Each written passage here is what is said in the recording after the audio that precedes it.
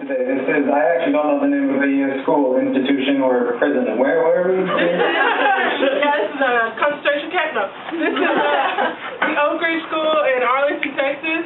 And what grades are we talking? Sophomores.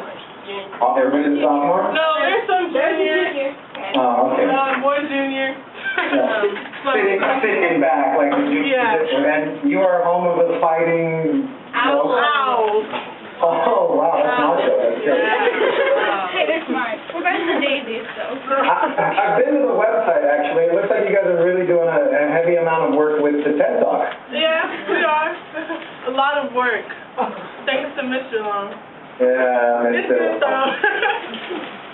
So did you have any questions today for our Skype chat, or how would you like to work I have today? a question. This is more like spoken word person here. But Is that it? Yeah. But do you do how are you in slams? Like, did you used to slam and now you just to perform, or do you still do slams, or what do you?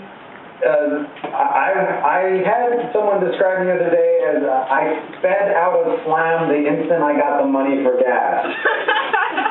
I don't think that that's true, but I went to a slam yesterday, a big one here in New York City, a qualifying slam. You know, they're trying to put together a team to go to nationals. Right. And I was struck by the fact that it's been a while since I was in a slam. So I don't actually compete anymore with poetry, no. But slam is absolutely where I came from. I came up, I learned everything I know pretty much about stage presence and delivery and putting myself in the POV of the audience.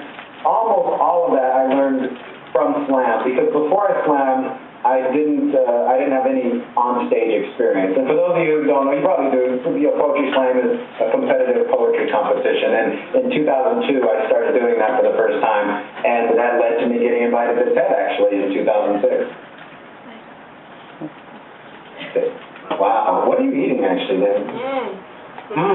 Did anybody have any questions about the TED stuff that they see? Go for it, there in the back. All right, I saw your 4 o'clock conspiracy video, Yes. and I was wondering if you've discovered anything more regarding that. I believe that I have now become the world's leading expert on 4 in the morning. There's some pretty interesting stories. Did anybody see this? Anybody else see this? Yeah. By odds or whatever? Okay. I wrote this thing for a bunch of reasons. One of them was to try to do a cool PowerPoint presentation, because a lot of the times at TED, the PowerPoint presentations are very much, they're really great, but it's sort of scientific or dry. I wanted to do something where the PowerPoint was the point. And I wanted to zing some of the people in the audience. And if you notice at the beginning, I mentioned Isabel Allende, Bill Clinton, Paul Simon, and Matt Groening of The Simpsons. They are all TEDsters. 3 of them were in the audience. Since then, I have literally been sent dozens and dozens and dozens of examples of 4 in the morning. And I could send some to you. I'll send some to you, actually, these links to you. It's crazy. I've really developed the best collection. And here's a good TED story. What's the follow-up? Well, do you think that every single time has a conspiracy? So basically what I was trying to do is show how tricky the truth is. A lot of my poems and some of my multimedia stuff deal with truth or narrative. The idea being that just because I'm saying it doesn't mean it's true. And just because it's true doesn't mean it leads to a true conclusion. So if you look at 4 in the morning, I'm pretty proud of the fact that almost every sentence is factually true. This is the cover of this. This is this movie. This did get written in this biography. If you put all of those true statements together, it leads you to an absurdity. There is no 4 in the morning conspiracy slide launched by Giacometti in 1932. These things. It's a joke, and the joke is that everyone in the audience is smart enough to realize, oh, that guy is. I'm pulling a Dan Brown. He's the guy who wrote the Da Vinci Code.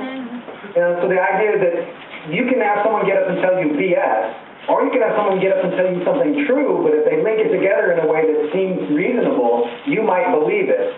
So really the whole thing is one big joke. I will note though, all the stuff that people have been sending me uses 4 in the morning just like I say that it does, right? There's a great Calvin and Hobbes cartoon where he gets up on Christmas Day at 4 in the morning. There's one in Public Enemy. Johnny Depp says, I have Brad Pitt saying it. I have a bunch of stuff. I'll have to send you a little video that I made just compiling some of them.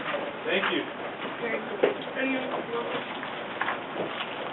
Anybody questions about the TED Talks or questions about anything? Well, have you been doing poetry your entire life? Is it just always been something you're passionate about? Or did you just get involved in it more recently? Yes to both questions. I've always been really passionate about poetry. And I remember I wrote my first poem when I was 7 years old that I can remember. I was always really interested in songs. I remember when I was a boy, I would hear these songs and I would think, how do these people do this? You know, there's a Billy Joel song. It starts out, Friday night I crashed your party, Saturday I said I'm sorry, Sunday came, I crashed it out again. It's, I don't remember the name of it, but when I heard that I was like, wait a second, that's not Baby Baby, I love you, This guy just told a story, you know, he made it rhyme, and I was fixated on that kind of stuff. And then I started getting into poetry, but I never had any performance background, never, not in high school, junior high, I never got up in front of people until 2002, and by that point I was already in my 30s, and I would go to these local venues in Southern California, and I would think, these guys aren't that good, you know, or I could do better than this. But it's really easy to think that, and it's another thing to do it. And so I made myself get up in front of people for the first time in 2002, and I was totally scared. I mean, really nervous, really.